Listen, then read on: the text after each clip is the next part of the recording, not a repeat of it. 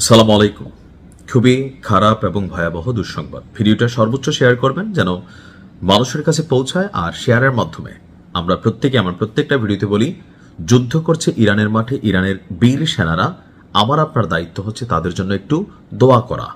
তো দোয়ার জন্য হলেও ইনশাল্লাহ সবাই চেষ্টা করবেন, পাশাপাশি যদি পারেন একটু নফল নামাজও পড়বেন, আর ভিডিওটা তো অবশ্যই শেয়ার করবেন। ডোনাল্ড ট্রাম্প কথা দিয়েছিল যে আজকে মঙ্গলবার ইরানের ইতিহাসে সর্বোচ্চ লেভেলের ভয়ঙ্কর হামলা চালাবে। তবে যেই হামলাগুলো হয়েছে এটা ইরানের ইতিহাসে ভয়ঙ্কর হামলা হলেও আসলে আমরা যতটা ভয় পাচ্ছিলাম এটা এতটা ভয়ের এখনো শুরু হয় নাই। তবে বাকি যে সময়টা, মানে একের পর এক যে ঘটনাগুলো আজকে ঘটছে, তো মনে হচ্ছে যে আসলে পরিস্থিতি খারাপের দিকে যাবে। ইরানের অর্থনীতির মূল একটা অংশ হচ্ছে খার্গ দ্বীপ। এই খার্গ দ্বীপকে বেসিক্যালি আমেরিকা যুদ্ধের মাধ্যমে দখল করতে চায়, কারণ এই দ্বীপটা তেলের উপর ভাসছে। আর আপনারা জানেন ইরানের অর্থনীতির একটা বড় ব্যাকআপ হচ্ছে তাদের তেল। সো এই তেলকে কেন্দ্র করেই মার্কিন যুক্তরাষ্ট্র এখানে প্রবেশের চেষ্টা করছে, আর সেই দ্বীপকেই আপনার চূড়ান্ত টার্গেট করছে। ডোনাল্ড ট্রাম্পের বেঁধে দেওয়া সময়সীমা শেষ হওয়ার মাত্র কয়েক ঘন্টা আগে ইরানের অত্যন্ত গুরুত্বপূর্ণ তেল রপ্তানি কেন্দ্র খার্গ দ্বীপে ভয়াবহ বিস্ফোরণের ঘটনা ঘটেছে। ইরানি সংবাদ সংস্থা মেহের এই হামলার তথ্যটি নিশ্চিত করেছে। অন্যদিকে মার্কিন গণমাধ্যম এক্সিওস বলছে যে মার্কিন সামরিক বাহিনী স্বয়ং এই দ্বীপের সামরিক লক্ষ্যবস্তুগুলোকে আপনার টার্গেট করেছে এবং এখানে তারা অভিযান চালিয়েছে।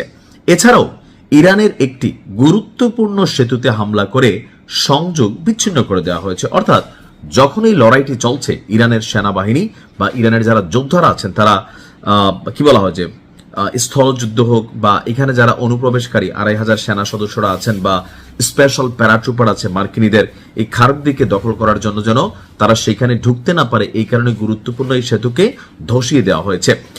দর্শক, এই দ্বীপটির গুরুত্বটা যদি আমি বোঝাইতে চাই, এই খার্গ দ্বীপটি হচ্ছে ইরানের অর্থনীতির ধমনী, অর্থাৎ আমাদের শরীরে যে শিরা, উপশিরা, ধমনী আছে, তদ্রুপ এটা হচ্ছে ধমনী।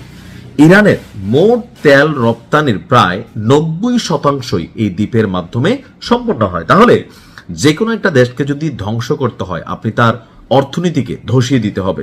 আর এমনিতেই ইরানের মুদ্রার মান কিন্তু অনেক কম, আর এই পরিবর্তিত পরিস্থিতিতে খার্গ দ্বীপকে যদি আক্রান্ত করে মার্কিন যুক্তরাষ্ট্র, তাহলে ইরান একটা বড় ধরনের ধাক্কা খাবে। এটা সারা পৃথিবী জানে, আমেরিকাও জানে। তাই খার্গ দ্বীপকে তারা টার্গেট করেছে। বলা হচ্ছে যে মূল ভূখণ্ডের উপকূল ভাগ অগভীর হওয়ায় বড় তেলের ট্যাঙ্কারগুলো এই দ্বীপটিতে থাকে। ট্রাম্প গত 30 মার্চ থেকে এই দ্বীপটিকে পুরোপুরি উড়িয়ে দেওয়া বা দখল করে নেওয়ার হুমকি দিয়ে আসছিল। বলা হচ্ছিল যে আপনার তাদের ইরানের প্রতিটি বিদ্যুৎ কেন্দ্র আজকে তারা ধ্বংস করে দেবে, তেলের খনিগুলোকে ধ্বংস করে দিবে এবং খার্গ দ্বীপকেও তারা ধ্বংস করে দিবে। ইরানকে এর জন্য চড়া মূল্য দিতে হবে যদি তারা যুদ্ধে বিরতিতে না যায় অথবা মার্কিন যুক্তরাষ্ট্রের কাছে আত্মসমর্পণ না করে। খার্গ দ্বীপে হামলার পাশাপাশি ইসরায়েলি প্রতিরক্ষা বাহিনী তারা বলছে যে আজকে তারা, আমেরিকা তো একটা হামলা চালিয়েছে, এর পাশাপাশি ইরান জুড়ে কয়েক ডজন অবকাঠামো সাইটে ব্যাপক বিমান হামলা চালিয়েছে। আর কোথায় কোথায় চালিয়েছে? মূলত তেহরানের সামরিক এবং অর্থাৎ ইরানের সামরিক এবং কৌশলগত যে সক্ষমতা আছে সেইটাকে ধসিয়ে দেওয়ার জন্য ইরানের যে মূল শক্তি ফান্ড বা ফাউন্ডেশনগুলো, সেগুলোকে টার্গেট করছে মার্কিন যুক্তরাষ্ট্র এবং ইসরায়েল। পরিস্থিতি অনেক খারাপের দিকে যাচ্ছে। জানি না আসলে কি হবে এই লড়াইটাতে, শেষ পর্যন্ত ইরান কতদিন টিকতে পারবে, বাট আমি বিশ্বাস করি ইনশাল্লাহ ইরানের যোদ্ধারা তারা সর্বোচ্চ লড়াই করবে। ভালো থাকুন। আসসালামু আলাইকুম।